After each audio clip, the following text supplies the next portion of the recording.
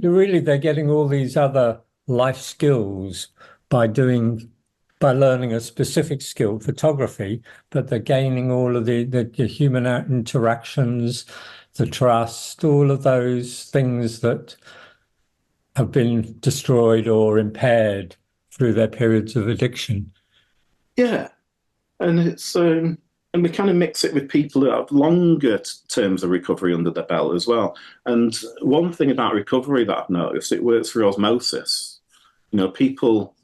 I know if I'm around people that swear a lot, I end up swearing a lot. And Mm. if I'm around people that are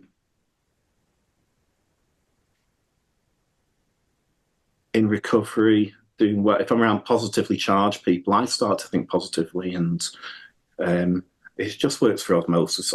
I feel very much. You've got people in recovery, early recovery. You've got people with substantial recovery under their belts and proving it's possible. Because the one thing you don't get to see in addiction is people in recovery. Mm. So Mm. how do you know it's even possible? You Mm. might know somebody that's been off to rehab and then they come back on the streets because they haven't done it. And the only feedback you're getting, the only review you're getting is, yeah, rehab doesn't work, Mm. detox doesn't work, or recovery, yeah, recovery, you can't recover because you're only meeting people in addiction that have Mm. relapsed. And So the ones in recovery, they've gone off down the other streets. got nothing in common anymore. People in recovery have nothing to do with people in addiction. People in addiction have there's nothing in common anymore. So Mm. your interests aren't the same. Your needs aren't the same.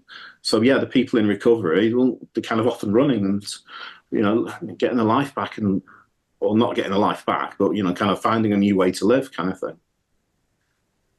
But that doesn't just happen on recovery and focus. That just happens carte blanche across everything that we do, and that's the way we design things.